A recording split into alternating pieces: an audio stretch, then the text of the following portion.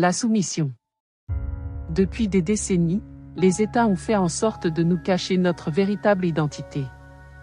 Nous sommes des êtres vivants, nés libres et souverains.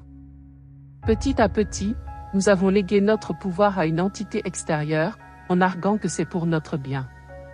Personne s'en est soucié, c'est passé comme une lettre à la poste. Néanmoins, la vérité finit par jaillir, des voix se sont levées pour dénoncer la supercherie. Les conséquences quelques années plus tard sont nombreuses, il suffit de regarder le système de santé, la justice, le service public, etc. Tous ont été privatisés. Qu'est-ce que ça veut dire? Ça signifie que les États sont devenus des entreprises privées. Voici quelques exemples.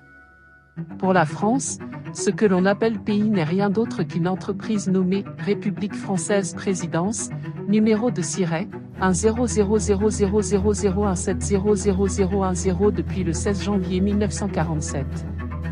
Pour la Belgique, l'entreprise privée appelée État belge est enregistrée à la BCE numéro 0252.796.351 depuis le 7 février 1831, dont la Constitution belge, le 7 février 1831, à la même date, ici on comprend clairement qu'elle a été construite artificiellement. La Suisse est enregistrée comme une compagnie, le 24 février 1993 numéro 0449.309.542 puis la Confédération suisse, à Bruxelles, numéro 0550.646.531 depuis le 18 février 2014. En effet, vous êtes inscrit dans une entreprise privée sans le savoir. Par le biais de votre acte de naissance, dès la naissance, l'État a extorqué votre nom, le nom ne vous appartient pas, il appartient au gouvernement. Du coup, vous êtes mort-né, vous vous retrouvez sans nom. L'État vous a attribué une personne fictive juridique qui porte le même nom et prénom en lettres capitales. C'est facile à vérifier, il suffit de jeter un coup d'œil à votre pièce d'identité, passeport, permis de conduire, compte bancaire, etc. Comment ça marche? Pour qu'un État puisse vous soudoyer de l'argent à votre insu, il fallait créer une personne fictive juridique sur laquelle s'appuyer. Pour ce faire, ils ont créé un acte de naissance portant votre prénom et votre nom en lettres capitales qui est la propriété de la société appelée République française Présidence, selon les États. En effet, un contrat ne peut se faire qu'avec un rapport d'égalité, une société ne peut pas contracter avec un être vivant. D'où la construction juridique fictive afin que votre identité devienne contractuelle. Et ainsi, vous soudoyez de l'argent sans votre consentement. Le titre suivi du prénom et du nom est un moyen de vous tromper. Exemple. Monsieur Jean Petit, tout en majuscule. Jean Petit, le nom de famille en majuscule. Monsieur Jean Petit, avec le titre et le reste en minuscule. Ce sont des façons d'écrire la personne fictive juridique.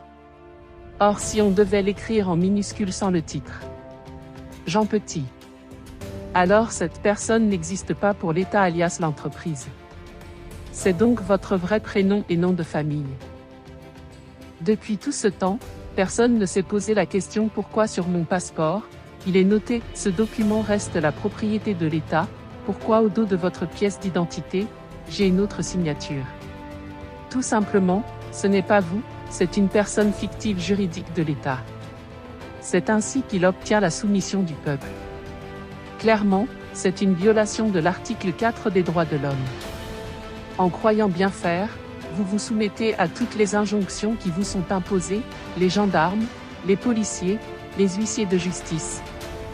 Et ce, en toute illégalité. Vous n'avez souscrit à aucun contrat, sauf par tromperie et manipulation sans votre consentement. Heureusement, il y a des solutions pour se libérer, mais cela nécessite une démarche de votre part. Comment devenir libre? Tout d'abord, il faut créer un acte de naissance portant votre vrai prénom et nom, sans le titre, afin de revendiquer votre existence. Le site CLC International Français, www.clcfr.com, permet de vous enregistrer gratuitement et ainsi créer un certificat de naissance reconnu. Dès que vous serez dans la base de données, vous confirmerez votre existence en tant qu'être libre et vivant.